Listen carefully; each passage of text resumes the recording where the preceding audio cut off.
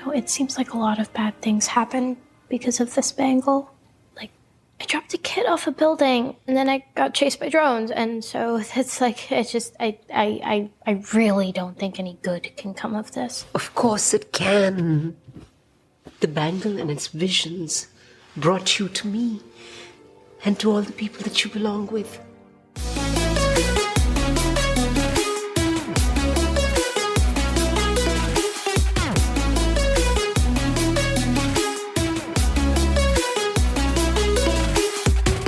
I'm Derek. And I'm Noah, and you're listening to A Bite Of, where we take our current favorite pop culture obsession and enjoy it one nibble at a time. I could feel Derek looking at me because my gears were turning on if I should deviate from...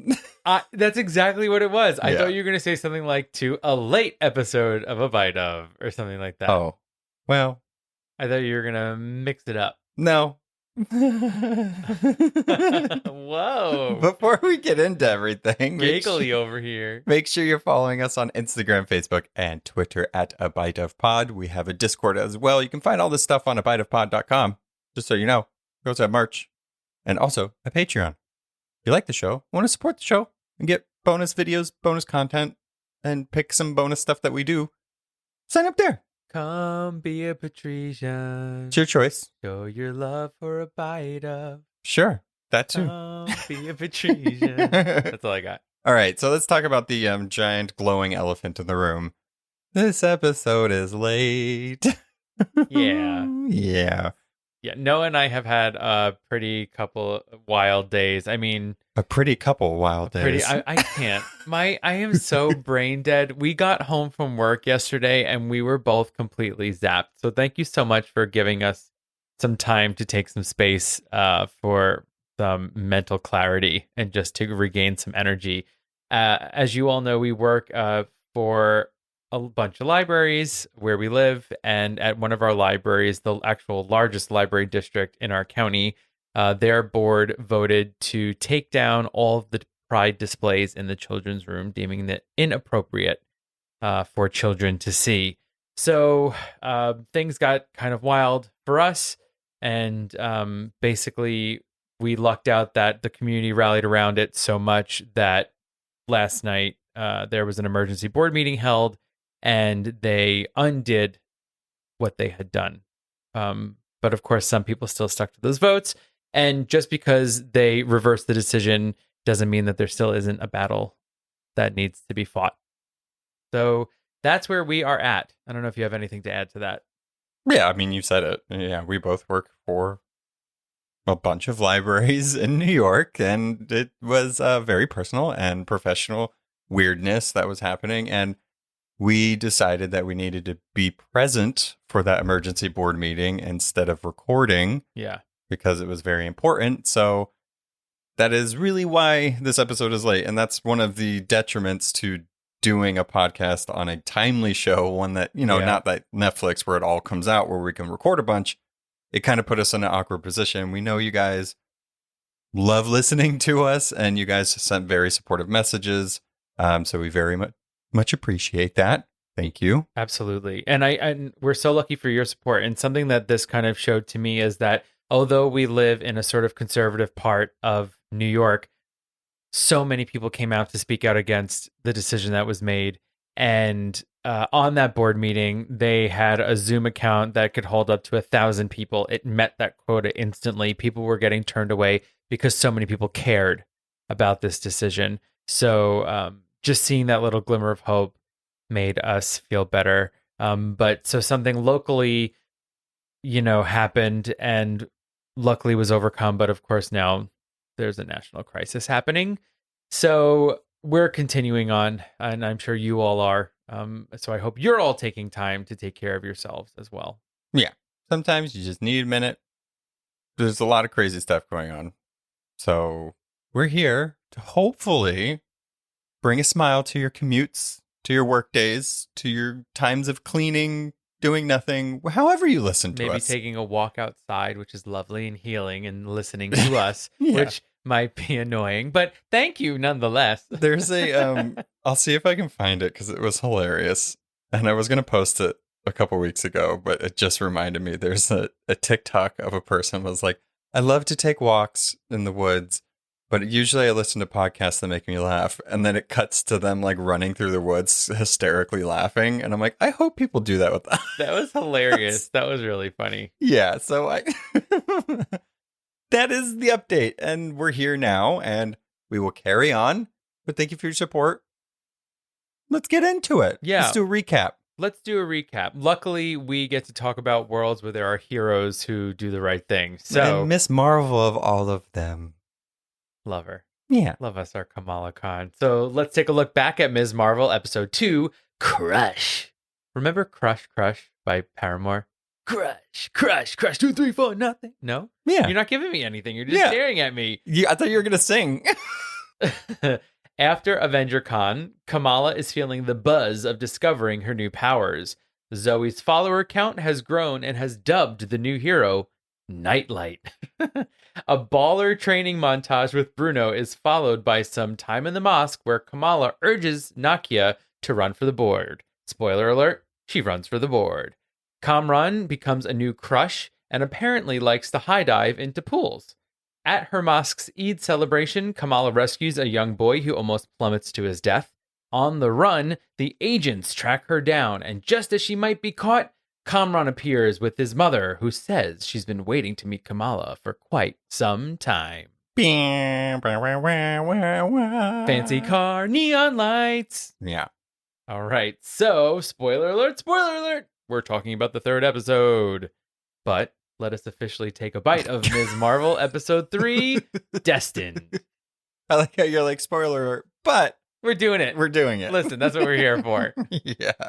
This episode was great. I mean, this whole show is great. I love this show. I'm obsessed with this show. I'm obsessed with Kamala Khan. I'm obsessed with Iman. I'm obsessed with everybody that's in this. He's obsessed. He has a sweatshirt that says it. I do. You can get that on the Abide of merch shop. That was an unexpected plug, but there you go. One of our top selling merch items. Anyway, so this episode, it's interesting. I feel like it's very much heavy on, it's bookended with heavy stuff.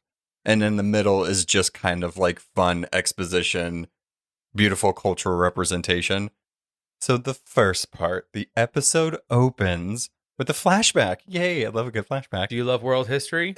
We've got it. To British-occupied India in 1942, where Najma and Kamala's great-grandmother, Aisha, sort through a temple that's being destroyed by colonizers.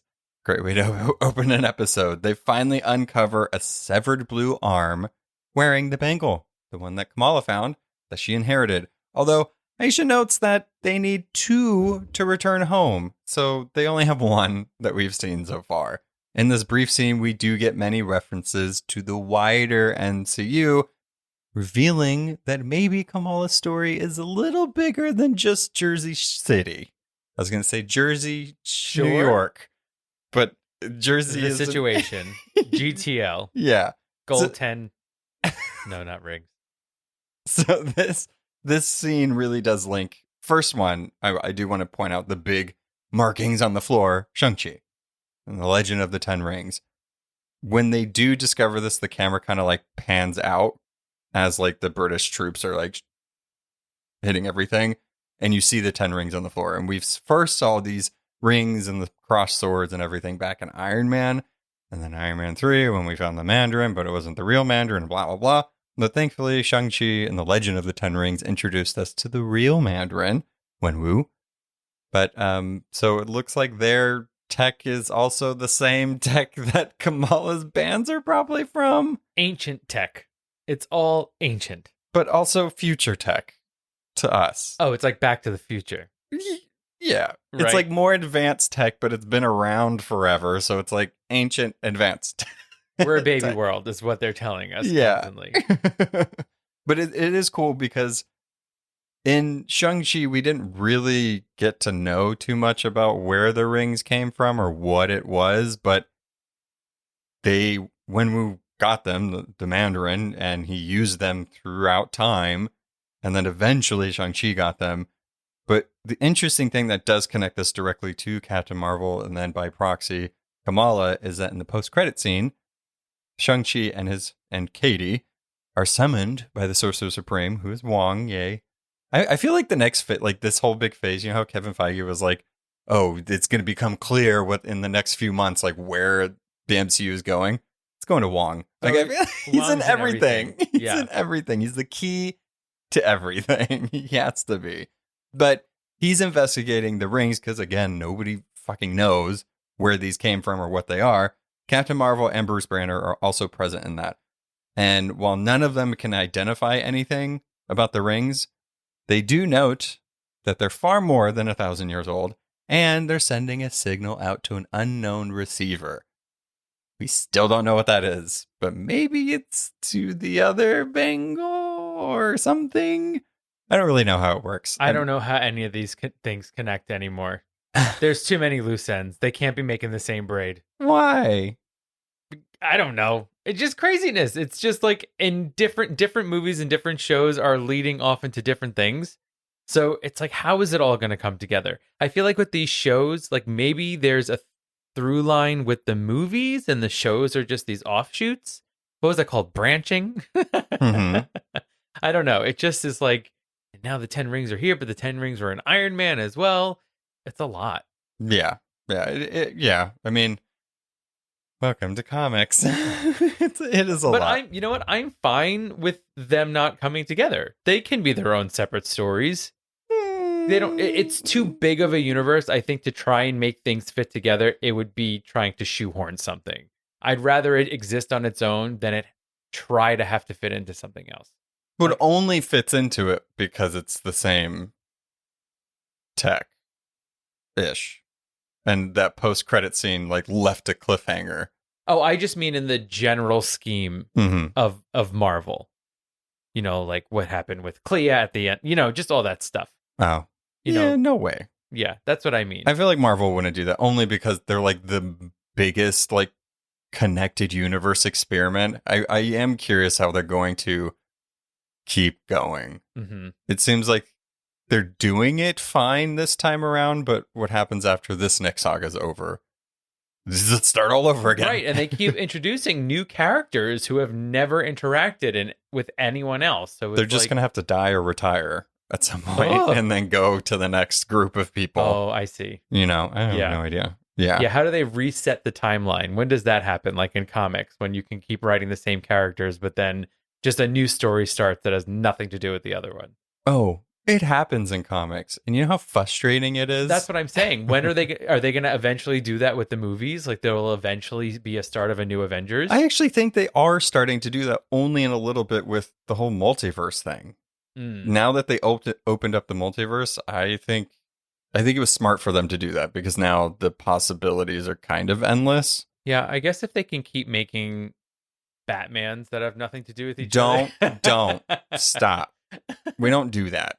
It's like there's a Justice League and there's also the Edward Batman. It's like, what? No, and there's going to be a Joker Batman. Oh my God.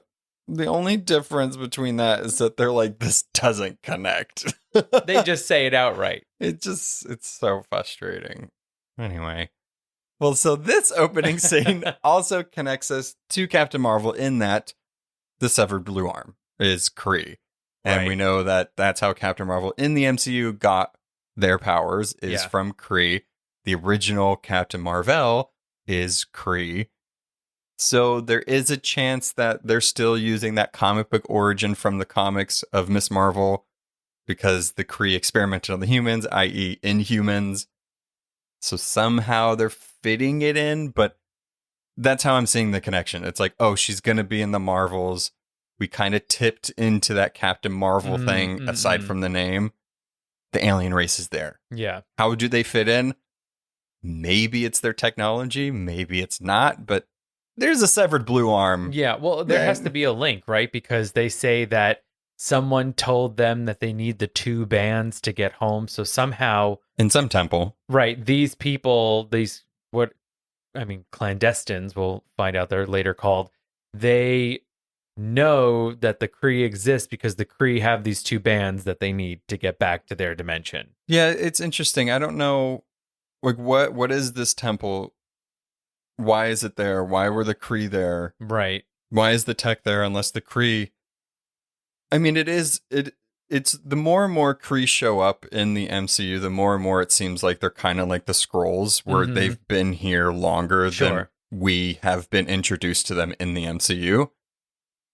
Yeah, I don't know. Yeah. I mean, I guess we'll have to wait and see. But that's the connection so far between Captain Marvel and Kamala Khan. The Kree connection and Ms. Marvel, a severed arm. Right. I did think it was interesting that when Aisha puts the bangle on, she has a vision as well. Yes. Right? So there's that moment where the purple light flows through them and they see something. So I'm trying to figure out, if Aisha is sort of the being that is in Kamala's blood, but Kamala has visions of her, then what did she see? So my theory is that they all see the train, and that the train didn't happen in the past. It's actually going to happen in the future. But is this at this point, because didn't partition, I think partition happened in 1947, and this is 1942. Right. So she couldn't have seen the train in 1942. Why not? She sees the future. Well, Or what if a train with the word Karachi on the front is actually what Kamala is going to experience once she goes to Pakistan? well, remember when Kamala put the bangle on the first time, she went into that, she kind of dipped down into that dimension or whatever. I don't think her body actually dipped down, but her astral self, I don't know. Nobody knows what to call this or whatever. I think that might have been what she experienced at first. I don't know. Who knows? Yeah, so I guess my question is, though, is like, the jinn are already powerful beings, mixed with this bangle gives them another power. Right. Then. I think that's what makes this kind of confusing, because we don't, I don't know if I trust any of it personally from what we've seen in this episode. I don't know if, how are they connected to this piece of technology that isn't from where they're from? Right. Yeah, it's very weird. I don't know. I have no idea. Yeah. I mean, it seems like whatever this bangle is, or this type of tech, accesses a certain dimension's powers. Is it all the same dimensions? Because we had thrown around the theory of the negabands. Mm-hmm. The negabands in the MCU, or in Marvel, I think I mentioned in the last episode, there's multiple different negabands. Right. There's not just the two that are kind of like Quasar and all that stuff. But so it might make sense that the 10 rings, which they do on 2 different arms, it could be on 1 arm. It's all part of the same thing, but do they access the same dimensions powers, or what? Each bangle, if you add all 5 rings together, the width of one bangle is equal to the width of 5 rings. No. Yeah, maybe. Probably. But the bangle expands. That's what I'm saying. The bigger one. Yeah. It'll do. But, I just think it would have made more sense to me if... To you. To me. You specifically. If this bangle was Jinn. Yeah. And that's why it unlocked Kamala's powers, because it was her grandmother's, who was also Jinn. Rather than them both having powers unlocked by something that has maybe nothing to do with them. Well, it seems like they had already had powers. So her grandmother is from that dimension. Right. Right. So, but they can't access their powers fully here without that piece of tech.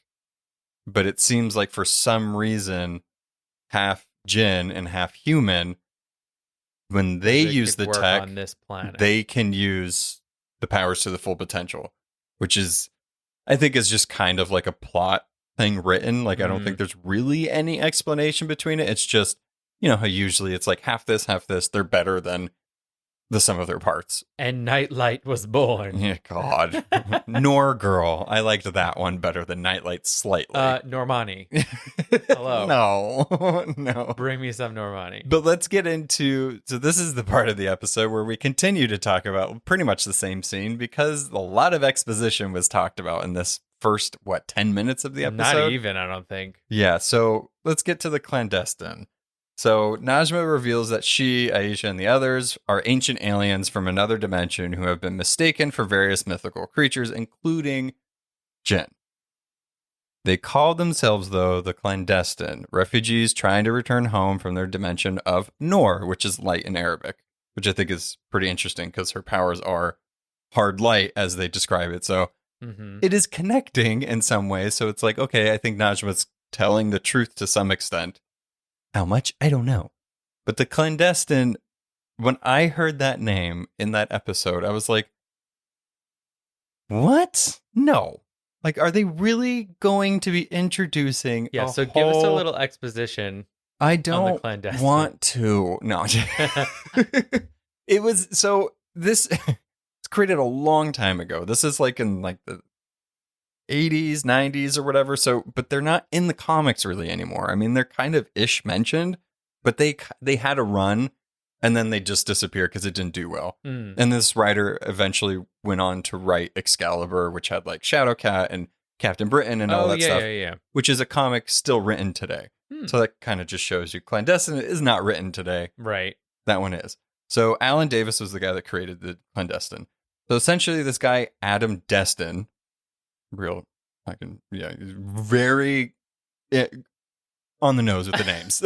I was trying to find a clever way to say it, but it's like this guy's last name was Destin. So it was like his superhero or supervillain team is Clan. It's a group of people. Destin. Got him. Oh, I see. Yeah. But eventually, so essentially he had some conflict with like this angel, and then he fell in love with this djinn, Eliath. It's like a 12th century djinn.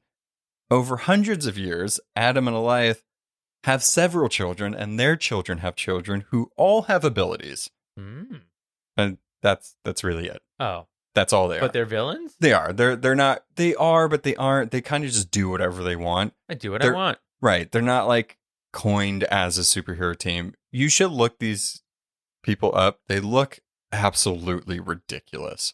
Like they vary in like looking like an alien, looking like a person, having red hair, but then like a mask and a polo shirt. It's like polo shirt. It's so we're not really, but like essentially they might as well just had like a sweater vest on and all that stuff. So I mean that's really who the ClanDestine are. That's it. I mean, so maybe in this sense it's just more of a magical word.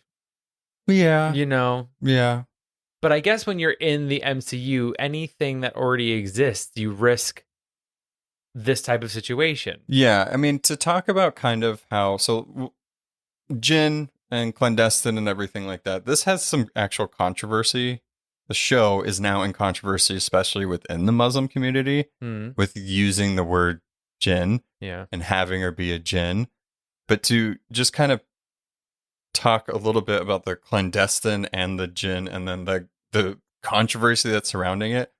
The person that wrote the ClanDestines was a white person. Yeah.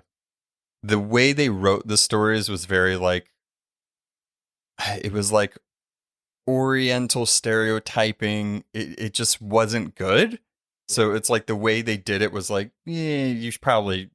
It's like in the 90s. I'm not saying like it's an excuse, but it was like, product of its time. Right. It's like, but they should have probably been more cognizant, obviously. But now it probably would have been written. It wouldn't have gone onto the shelves now. Sure. Then it was more likely for it to go on the shelves. So they didn't really handle like Jinn and everything with care because it is based in culture. I mean, the whole mythology and everything behind Jinn is in culture.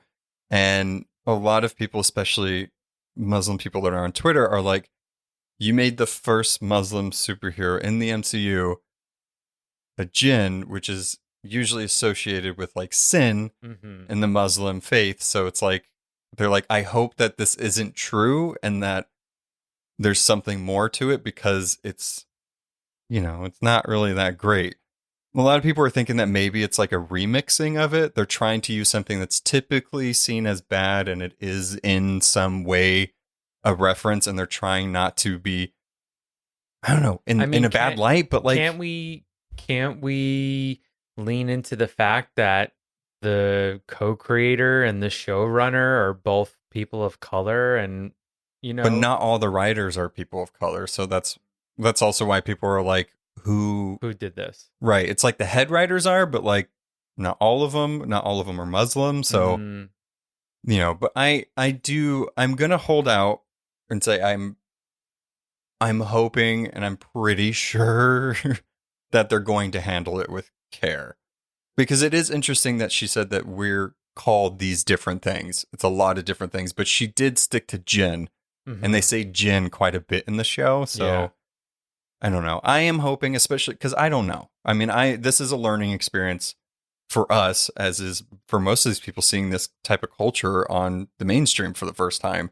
I had no idea that Jinn was like a bad thing in the Muslim Islamic community. So it's a learning experience. Yeah, I agree. Yeah, I think I think it's a little frustrating though, because the source material from Ms. Marvel was so good. Well, it was so good. They had it all laid out for themselves. It wasn't that complicated. What's the difference between saying Inhuman and you know what I mean? It's like they're building this whole thing. It's like they wanted to expand her world, which I guess is good. But you said she ultimately goes to Pakistan in the comics. It's not like they had to do this entire storyline to get her there. Yeah, I don't know if it's just a product of the Inhumans not being received, not even just being received well, bombing when it happened, the show. I did have faith since Black Bolt was in Multiverse of Madness. Right. I was like, oh, they're kind of acknowledging that they still exist. I had faith. But now, I mean, it's confusing because it's like the Kree are still involved somehow, but I don't know if they have said that they changed it because it fits into the greater MCU plan for her. We don't know what that is. Right. So I can't say that that's good or bad. Yeah. But if it does continue on the Jinn path, I don't think, from what I've seen and what people in that community have said, it's not good representation. So I would have to err on the side of siding with them. Right. And be like, oh, well, I'm not disagreeing exactly. with that. Yeah. So I don't know. Yeah. Yeah. I mean, I just think they changed it for, I don't know. I hope it's not true. Well, listen. It would be weird. Here's the thing, though, is that in Marvel, they have the luxury of now saying anything they don't like was in a different multiverse. Yeah. Well, Get rid of it. Chuck the Inhumans. Yeah, well, that's true. Stick them in 1 to 12, whatever. Well, see, but that's when it gets confusing because Agents of S.H.I.E.L.D., which has Coulson from our MCU timeline, has Inhumans in it. So it's like they can't... see you never. That got canceled. Well, they can't.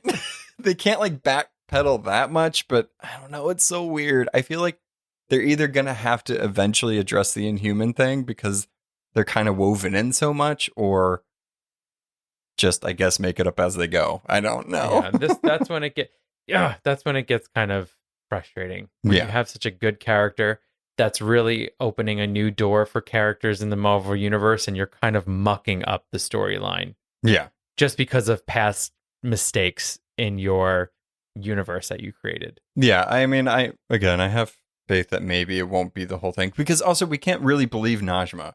I don't believe her. We didn't see in the flashback that Aisha was saying any of this. You know what I mean? All we know is from this random person saying that this is what we are and this is who you are and this is what we have to do. But with being called clandestine and Jinn and everything like that, Najma does mention that they are also called unseen, which is a direct connection to What If. Look, we got more connections here. Only in that What If they're types of people that aren't seen by the Watchers. That's it. That's all they are. They do exist in the comics, and apparently they exist in the MCU somehow. So they're sneaky sneaks. Yeah. Yeah. So they can just avoid the Watchers' sight, essentially. We do find out also that they've been around for hundreds of years. So they don't really age, but then also I'm assuming people that access the power now don't age as much. Najma said something along the lines of that the Noor, not only does it give them their powers, but it helps them from aging. Right. Yeah. And also, I think we need to point out that luckily Cameron truly is a teenager. He's not like 180 years old or something like that. That look that Kamala gave him was like, you all look great for being this. Did you happen to see, I only saw a snippet, they were doing press, Kamala and Cameron, and these two young girls, they were probably like 12 and 13, were interviewing them. Oh, cute. And one of them goes, like, what's it like having to pretend to fancy someone that you don't? I think they were British or something like that. And Iman, she turns to him and she goes, pretend? Yeah. What? Yeah. And then they did this thing with their hands. They like put their hands on top of each other. And then like out of a buddy comedy movie, they did a double take to the two little girls.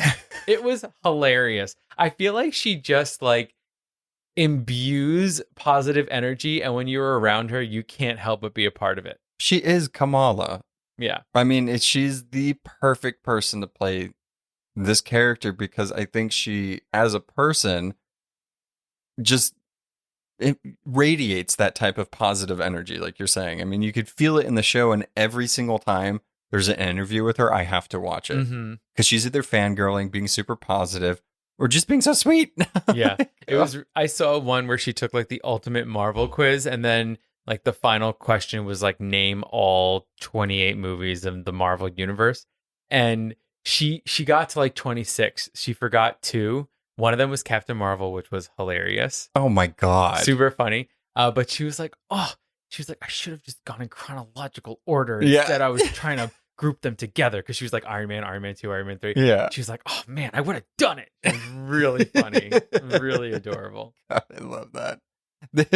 I did. So in this conversation that she has with Najma, like when they're back in like the house or whatever, I'm curious, like, so how do dimensions work differently than multiverses? I was wondering the same thing. And like, is it the same plane, but like different levels of the plane? Like, you know how we can't see ultraviolet light, but it's like here. Is it the same? Or is it like apparently clandestine and Jinn are synonyms for each other? Multiverse and dimension are synonyms for each other.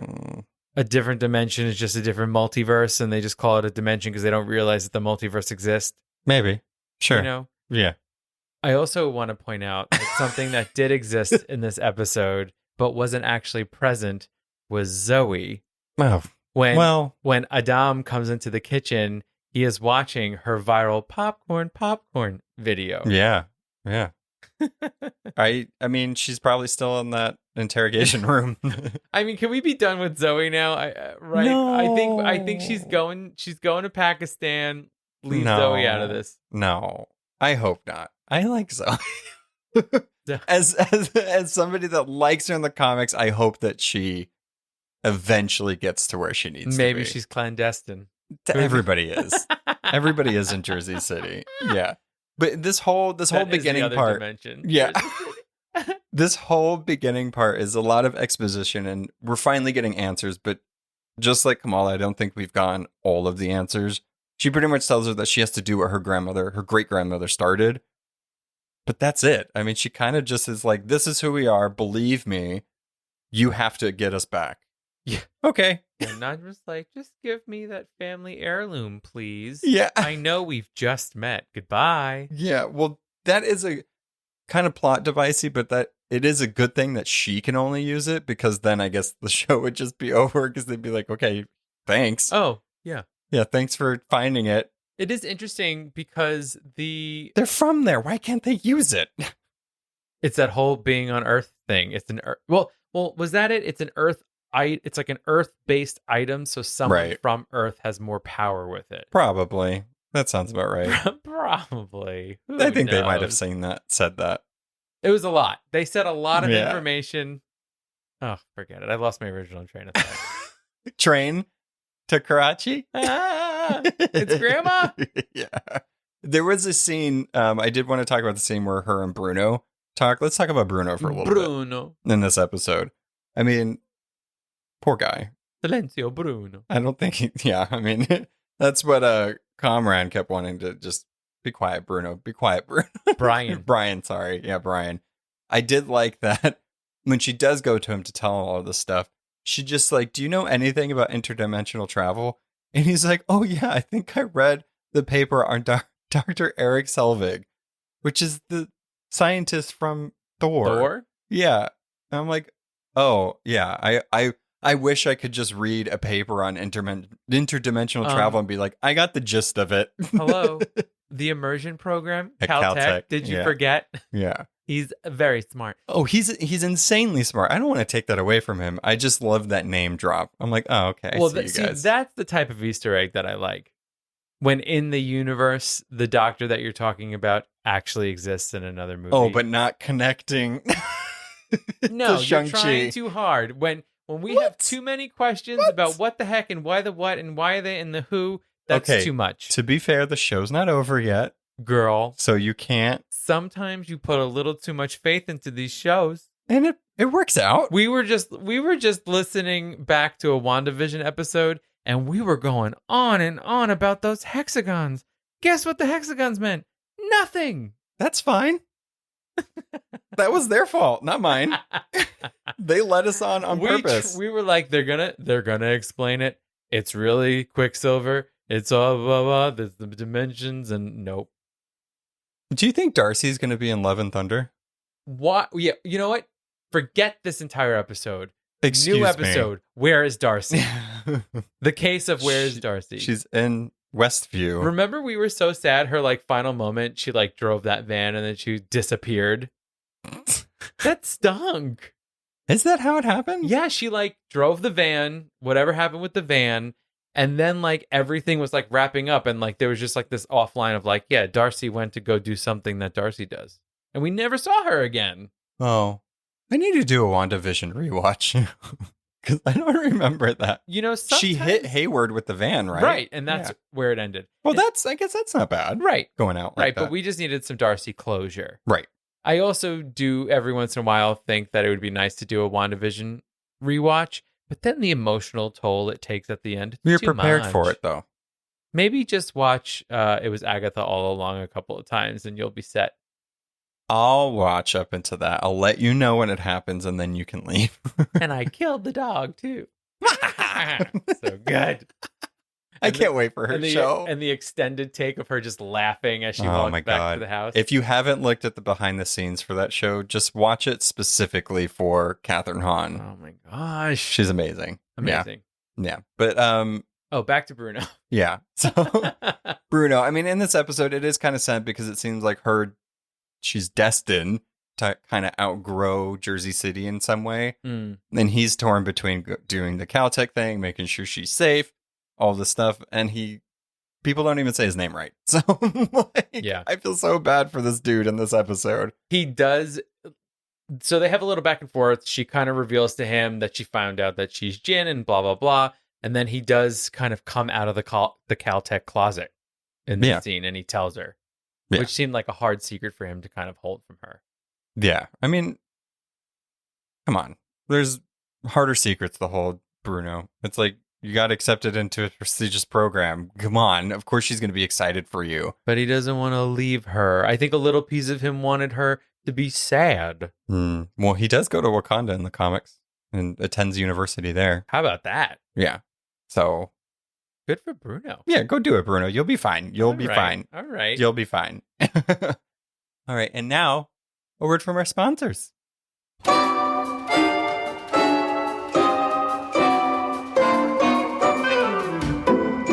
Was the wedding you've been planning for months ruined by the Department of Damage Control? Did your choreographed dance lose its luster? Well, why don't you just take a break with some bonus content from your favorite podcast? Take Jim, for example, who put a grin on our faces by increasing his monthly pledge on Patreon. Find out how to become a patrician like Jim on abiteofpod.com.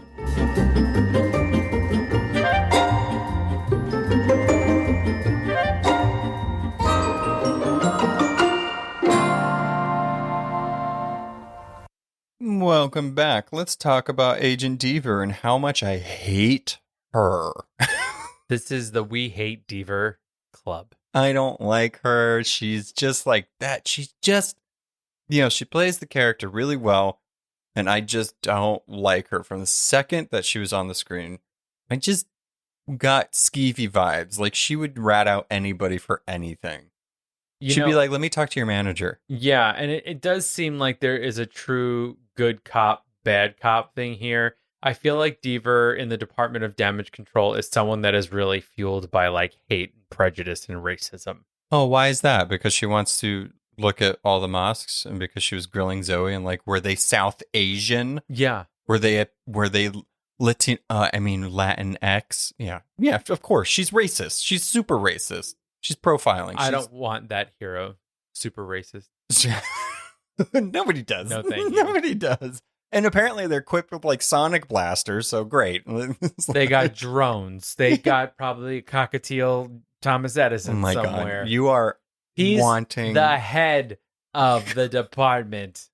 Dear God, imagine. Agent Twist. Edison. He was the villain all along. I would love it. It was the cockatiel all along. It was the cockatiel all along. Yeah. So Agent Deaver and her assholes show up to the mosque. Don't take their shoes off. One. That's very disrespectful. Obviously, I didn't notice that, but as soon as he pointed it out, I was like, oh. Why would you just show up in a place like that? Like, just because you have a badge doesn't mean you can do anything. She's like, we're gonna search around. And Nakia's like, oh, no. Newly elected board member Nakia, by the way. She's like, no, you won't.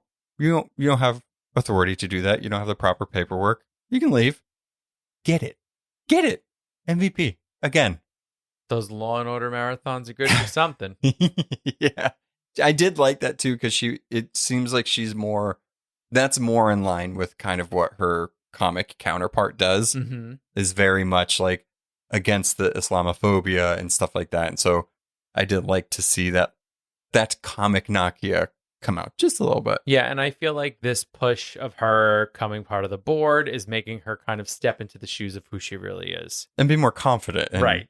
doing that. Yeah. And I like that line that she says. She's like, is this serious because of the enhanced human or because they were spotted at a mosque? Right. I was like, dang, get him. Deaver. Yeah. But again, so later in the episode, she does find out about Kamala. That's kind of sad. That is how it happens in the comics. Yeah. Right. And it was sad. But I don't know, the way it left off. So, Nakia has beef with quote unquote Nightlight because Nightlight is sort of casting a shitty shadow on the mosque. Right. And bringing bad attention. But when she finds out it's Kamala, it's a bit eye-opening. It's hurtful because she's kept it hidden from her. But the way that she talks to Bruno after that, it makes me feel like she's not going to hold it against Kamala, because I think that Bruno is going to paint the picture correctly and give her insight onto why things happen the way they did. That's definitely, I mean, I hope that's not in Nakia's nature to do something like that. I think that she, as a character, she's mature enough to be like, I can probably figure out why she didn't tell me. It sucks. But in that moment, you could tell how kind of hurt she was by that. She's like, what the fuck? And I'm just as important to you as Bruno is. Why the secret's here? And maybe a bit of FOMO. Oh, for sure. Feeling left out. And also in that scene, the whole thing is that everybody's asking, where's Kamala? Where's Kamala? So she goes to find Kamala. Right. And then she finds out this. So it's kind of like a double betrayal in that moment. Yeah. The show really does a good job of making you love every single character that's in the show.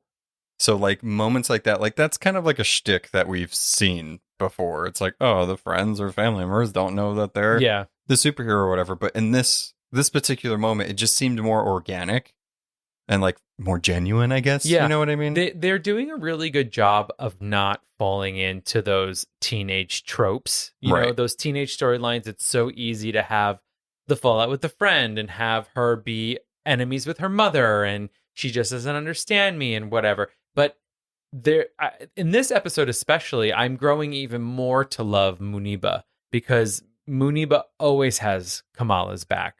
And I think that's a beautiful thing about their relationship, because it could have so easily been I'm fighting with my mom all the time. You know, that just silly teenage storyline. Oh, yeah. Yeah. They do the coming of age stuff really well. And I think what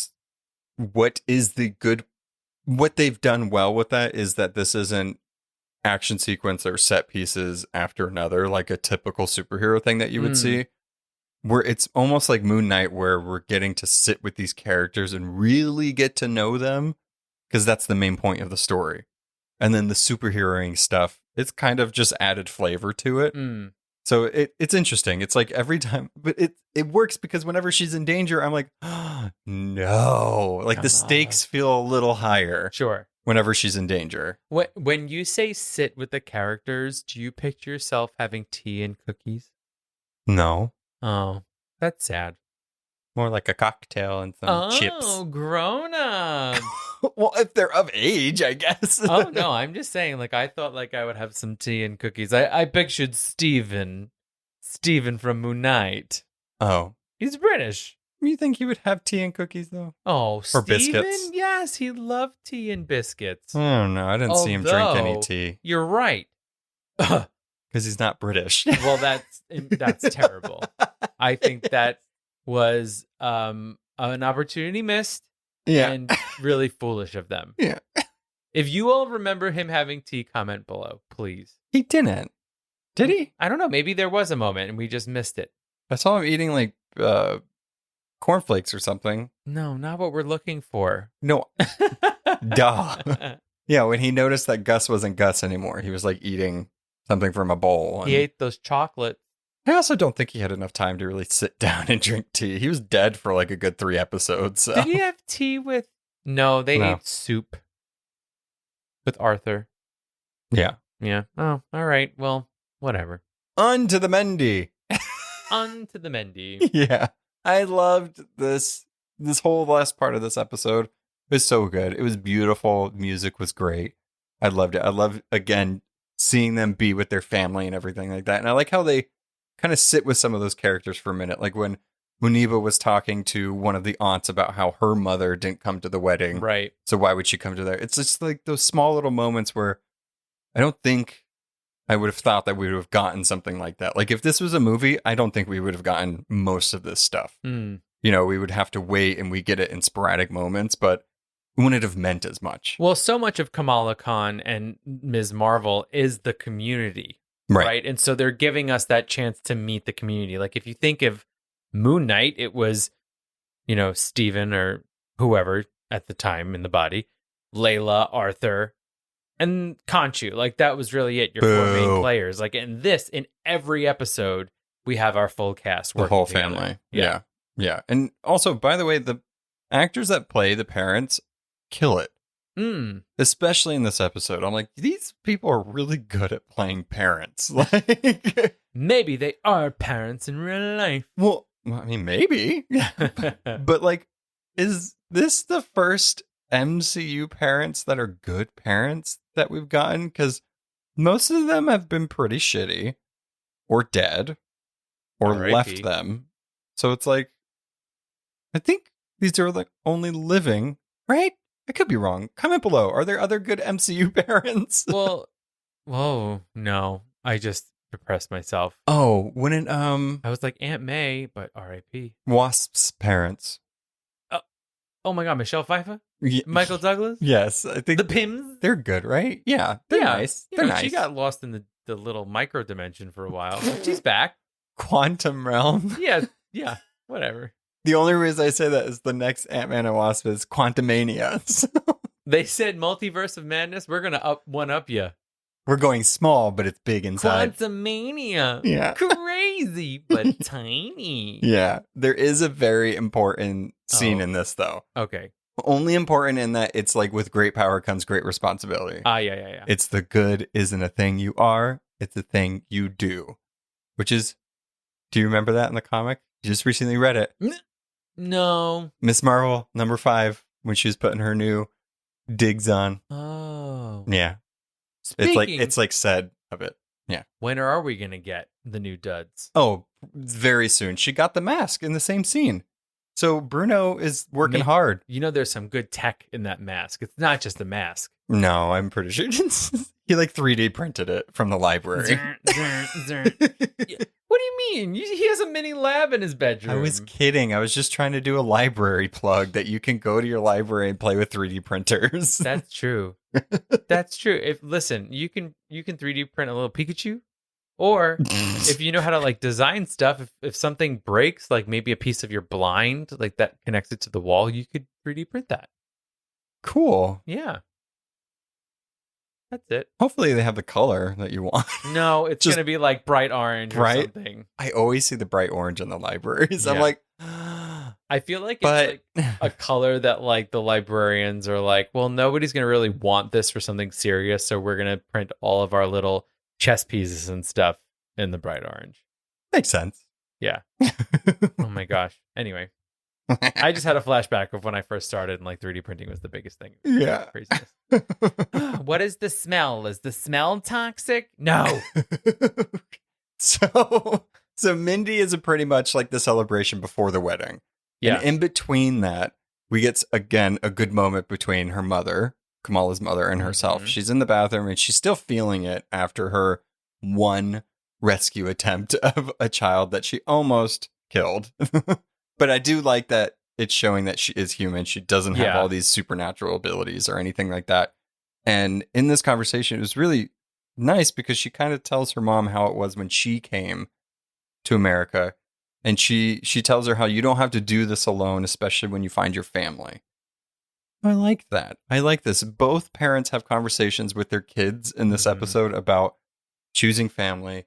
You're not alone. Hello. Don't do that. Even when you feel like you're alone, you're not alone. Right. It's a nice message to have. And I think it's obviously for the storytelling, it's so much of what Kamala is dealing with right now. Right? Yeah. The Sikh is telling her that she, you are doing good, even if you maybe don't she's doubting that what she's doing is good. She feels very alone in this whole thing, but her mother is telling her that she's not. All these fears that she's having, one as just a teenager and two as someone now who's hiding, I don't know, an ancient bloodline. She's feeling reinforced in wanting to go forward and do good in the world. Well, she is still, she's there was a conversation she had with Bruno when they were talking, when he was like, yeah, you could open it, but you'd have to have the power of the sun and things might go boom. And she's like, there's a chance. Okay. But she says, I can't be the superhero, so I'm going to do this. Mhm. So you really see in this episode that because of that sloppy rescue attempt, she's feeling a little shaky. She doesn't really want to do it. Also, she said, what was it? The first episode? She's like, brown girls from Jersey don't save the Right. world. Kamala, believe in yourself. Believe in yourself. You walked into that one. I did it for you. I got so excited. You're welcome. You didn't do it for me. You didn't even realize. I did. I Okay. totally did. Just accept it. Just accept it's an amazing song. Just accept we're now at the wedding. All right. Party time. It's so beautiful. The wedding is so beautiful. Aisha is beautiful. Mm-hmm. Aamir, beard on point. Always. Insanely too much on point. It's either fake or it's just amazing. Yeah, my beard is at a wily length now. Maybe this is like a weird in-between length, and if it were to grow to the length of Aamir's, it would kind of be beautiful like that. I have the issue of having multicolor beard issues. So like even if it did get a little more full, it blends in. You know what I mean? It's like super blonde in some parts. So it's Mhm. like I have hair like on my chin. But like if I didn't have the darker hair, you know what I mean? I see what you're saying. Yeah. So it's like I could never have Amir's beard, which is fine. Amir's beard. Amir's beard. Sounds good. I like that. Yeah. Yeah. But we do get an amazing choreographed dance. Super cute. And Aamir was in on it. Also very cute. Mhm. Co-creator cameo Sana was in the crowd. Did you spot Enjoying the that? dance. Oh, yeah. Woo. Yeah. But all good things No. have to get ruined. You could feel it. You could feel something was happening. And especially when the moment where Kamala turns to Bruno and she's like, do you want to dance? And he lights up so much. No. She doesn't get that dance. He doesn't get that No. dance. Because Cameron. Yeah. So I don't like it. I think it's rude. This whole situation is ridiculous. These people have been on Earth for like almost 100 years, maybe even more. And the night of her brother's wedding, they have to come in. Well, yes. That's rude. Rude. She tells, I love this. This part was hilarious to me. She texts Kamran and was like, hey, I don't know. I think I need more time, which is mature of her. And she should do that because I don't trust these people. He's like, okay, that's fine. He's on her side. We know this. Like, he went there to go warn her. But there's a scene where his mom is just going through his phone. It was like, when were you going to tell me? And he doesn't even care that she's on his phone. I'm like, that's rude. That's rude. She doesn't care. No, I know she doesn't, but it's still rude. Yeah, no, she's just a rude person. Yeah, she's or whatever. She's very bad. ClanDestine. That moment, I was like, oh, she's bad. She's bad. I don't trust her at the all. way she talks to her son, it's very demeaning. I don't appreciate it. I don't like her. There, I said it. I don't like her. That's fine. And I don't like the rest of them either. They look great. They have wonderful clothes and great weapons, but I don't like them. Well, yeah, the Nord people come and wedding crash like nobody's business. Literally crash. Yeah. And he come out when he tells it, they're going to kill everyone. I'm like, oh, great. Kamran, did you know that this could happen? And you just let Kamala... I don't know. Also, Kamran, were you going to go with them when they went back to Nor World? Also, Kamran, what is your weapon? A pocket watch? It's a pocket watch. Do you remember? Huh? Oh, what were they called? They were like those weird things. Yo-yo balls. Was that what they were called? And they lit up. Know. Some of them would light up. It was like a fake yo-yo, like you'd throw it down and come back up into your hand. It had balls on a string. Oh, and like multiple balls? Maybe. I'm vaguely remembering them. I think we are talking about two different things. Could be. Well, yeah, the yo-yo that comes back up, that's completely different. Like it's just a string on a ball. Yeah, but it had like a retractable device in it, so it was like you weren't really yo-yoing. No, that's not. There was like fake. This new toy that came out that was like supposed to kill yo-yoing, but it didn't. And I remember I was so obsessed with it, and I can't remember the name. Oh, that's sad. But you had one? Yeah, of course I did. And I broke like 2 lights in my room trying to swing those balls around. Watch your mouth. This Guys, is a family podcast. No, it's not. Actually, some listeners do listen with their kids in the car. Sorry. Yeah. But if you do remember what they're called, please comment below because I don't know what Google is. And I'd rather... just so happens my special segment is about those. No, I'm kidding. Oh, it's like, what? Oh my God. How? You tricked me. Got him. Yeah. So this scene, this whole extended kind of like fight scene, chase scene, whatever, was cool. It was refreshing to see it in the show. I love Kamala's like Jurassic Park hide in the kitchen moment. It was good. Stakes were high. I liked her using her powers in a way that we haven't seen because mostly we haven't seen her use her powers.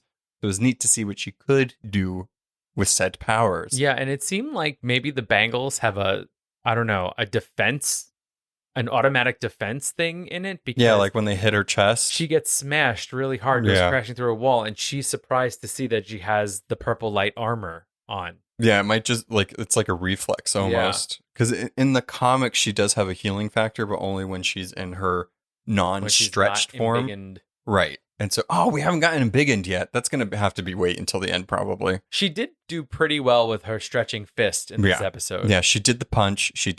I was very happy about that. I just need to see more of that. But yeah, I'm maybe that they're kind of like, she can't really get hurt. Like she can, but she can't get like fatally hurt. Like that's her healing factor. Yeah, maybe if she's actually being attacked and it's not an accident like falling off the truck. Yeah. From a production standpoint, the music in this scene, especially when they're like hunting her in the kitchen, like the distressed strings and everything. Oh, it's so cool. And they were also mixing it with like music from the culture. I was like, this is so cool. Well, the whole scene opened up with Living on a Prayer by Bon Jovi. Amazing. And don't forget about Brown Jovi. It was by Brown Jovi. I love that. Oh, I didn't even notice that it was by Bon Jovi, but the band that was there is Brown Jovi. Oh, that's amazing. Do you remember in the last episode they were talking about what music to have? And then they were talking about Bon Jovi. He's the original guy from New Jersey. So they hired Brown Jovi. I didn't. To be the wedding band. That's sweet. See, I don't remember details like that. That's why you're here, because you remember the important details.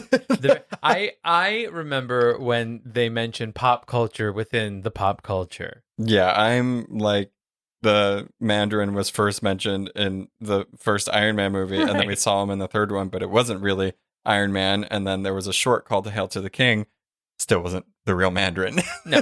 See, I remember that kind of stuff. I do think that we have to take a minute to just recognize that Bon Jovi exists in this universe. Where's the line between... So do all the actors that play these characters don't exist, but when they mention actors in a movie that they themselves were also in, was somebody else playing their character? Hello. It's like in 30 Rock, when Liz Lemon... Where is this going? So Liz Lemon, she dates the pilot. Carol. Right? Carol, played by Matt Damon. Right. In a later episode, she goes, someone's like, mentions Invictus, the movie, and she goes, "Who's the white guy in that movie again?" Oh, it's Matt Damon. Right. But But so he exists as someone else in the 30 Rock universe, but weird. he was also in Invictus. Yeah. So it's very much the same thing. I feel like the only time that that's ever going to get actually mentioned is if Taika Waititi does it. Right. He seems like the only person that would ever do that. Love and Thunder. Yeah. Here's the hoping. Here's the hoping. We got like a week and a half. Yeah. So you did mention these people's weapons. I'm just very confused. I mean, they're collapsible. They're also like part of their clothing. It's the gin tech. I don't Whippy belts. the belt. Okay. The necklace that just turned into a giant two-handed Yeah. mace. I was kind of with all of them. For some reason, that belt, I don't know. I think it looked too much like a belt the whole time. It reminded me a tiny itty bitty bit of like Eternal weapons, especially like Thena. I don't know why. I couldn't really place where else I've seen that type of weaponry in the MCU. I'm not saying it has to connect. It's just, it looked very familiar, but it was also very jarring because I was like, oh, I guess that since they don't have their powers, they have to have weird And weapons. they are really going in to just murder Kamala.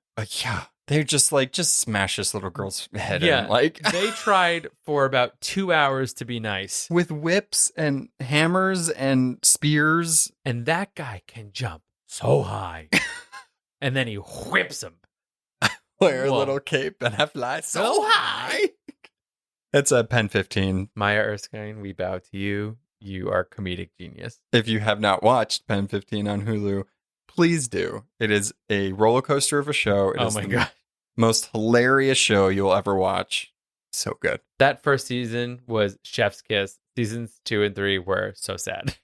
But very good. It got very real. It got too real. It was very good. Very good. Don't be scared of the drums.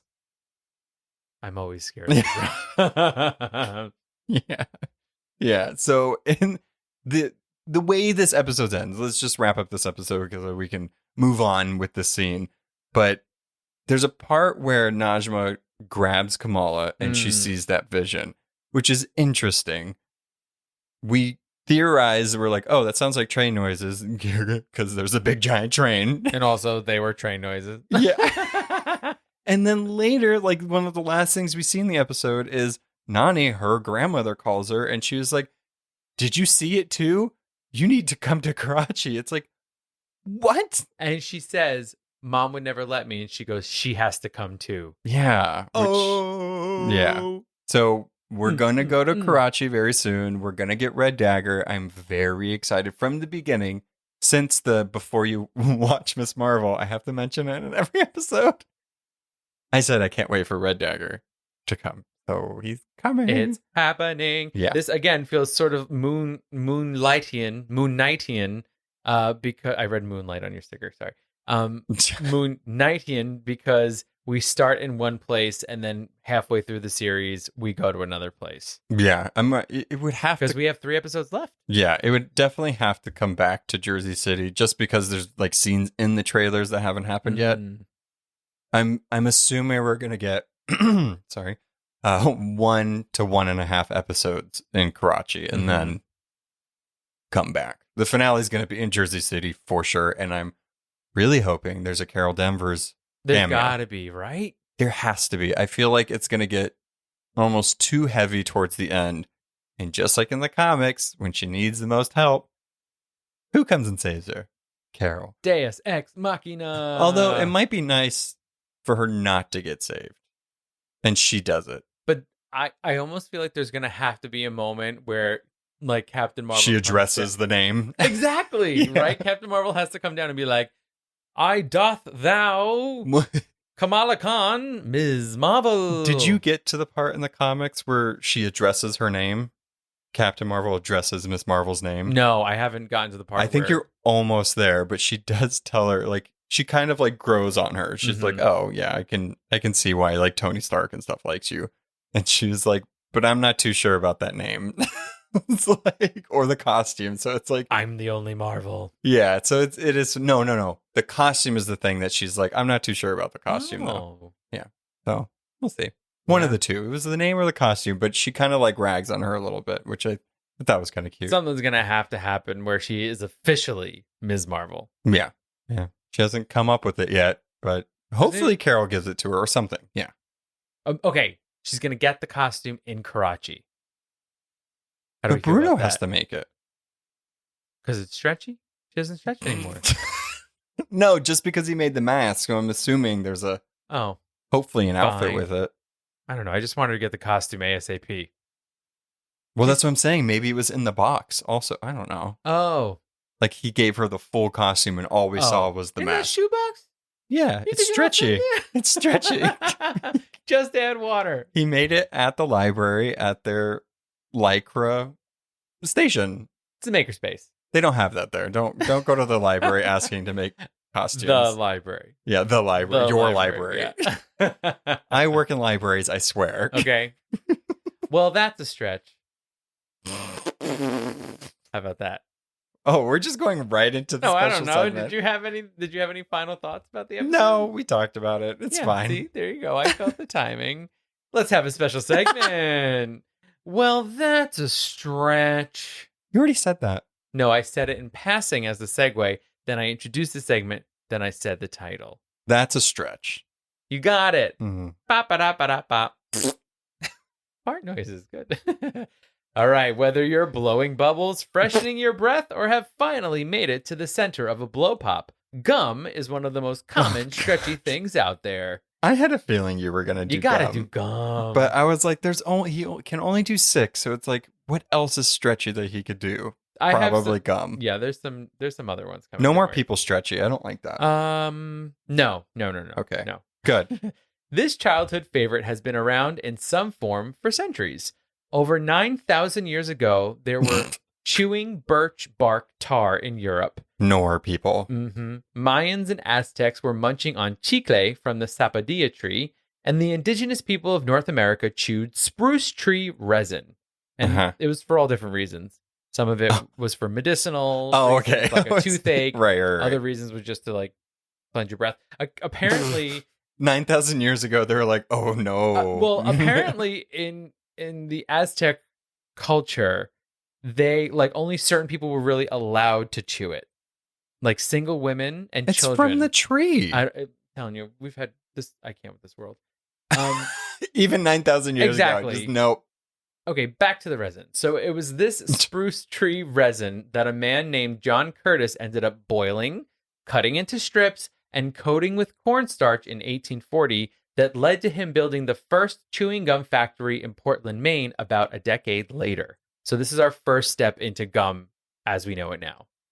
So while many followed in his gummy shoes, Okay. it turned out that the resin was actually gross. It would get hard and disgusting. So it was like, As you were chewing it? ew. Yeah. Ew. So like gum loses its flavor, but I guess this is even worse than that. Just mouths just glued shut.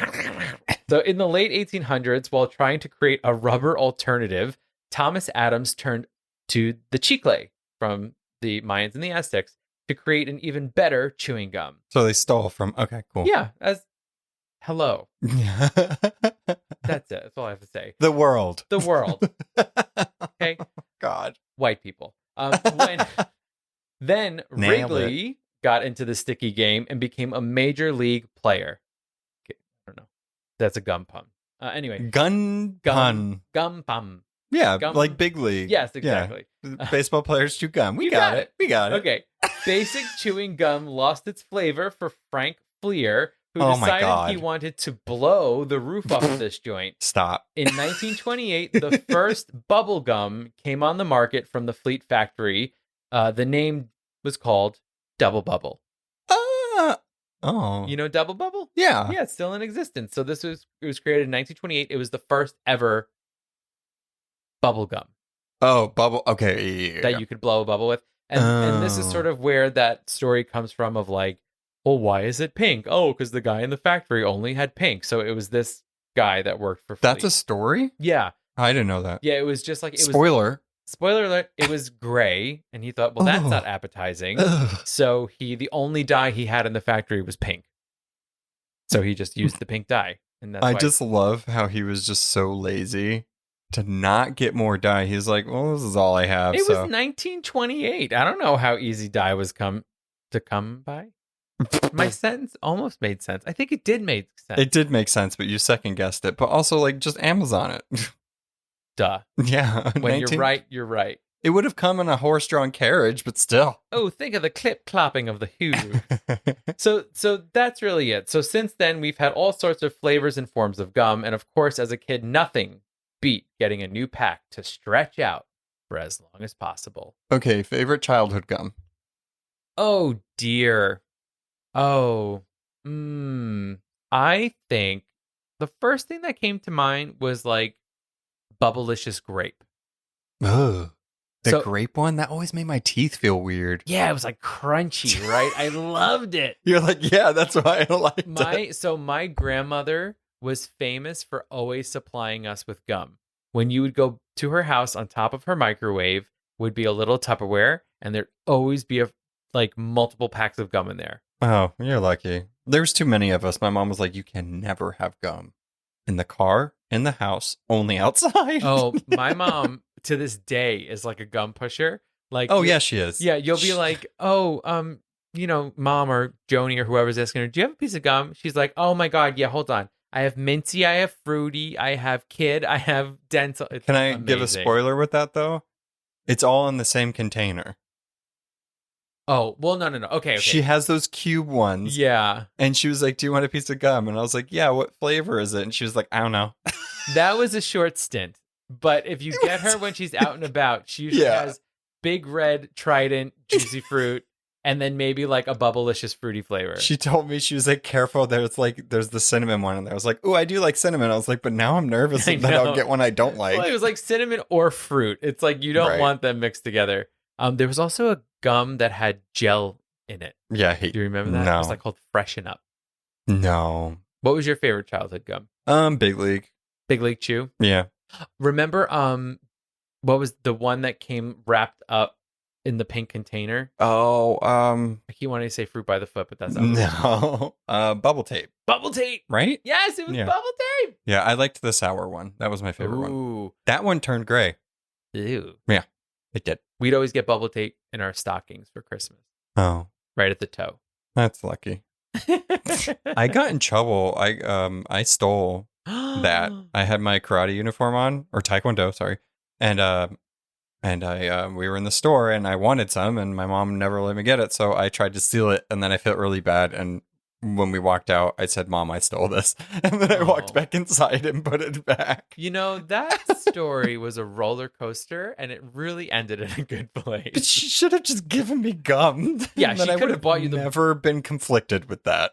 I'm sorry. I'll buy you bubble tape. I don't want any now. Oh, well, that's sad. It's fine. I'll just steal it later. Oh, I did always enjoy a bazooka. A bazooka Oh. gum. You know, yeah. It had two forms when we were little. You can get the hard one, Oh, right. or it came in the big, chunky, soft piece. That was good. Yeah. They also had a grape bazooka. Do you remember that? I don't, because anything flavored grape I do not like. I do not like them, Sam. Sam, I do not like that grape flavored bazooka. Gum. Gum. It doesn't rhyme with ham, so No, or Sam. yeah. Well, that's it. That's gum. How about gum? You like gum? Hey, guys, comment below. You like gum? All right. Well, thank you for being patient for us. Hope this was worth it. We'll see you next week. We're over the hump. We're halfway through Do the Humpty Hump. Miss Marvel. So we'll be back On next to the week. second act. Yeah. And talk to you before then somewhere. Bye-bye. Bye. Thanks for listening to A Bite Of, artwork and editing by our own Noah. Be sure to subscribe and follow us on Instagram at A Bite Of Pod and on Facebook at A Bite Of. If you have questions, recommendations, or just want to say hi, you can email us at abiteofpod@gmail.com. You can find us on all podcast platforms. Please be sure to rate and review to spread the word. Hope you join us next time on A Bite Of. Bye.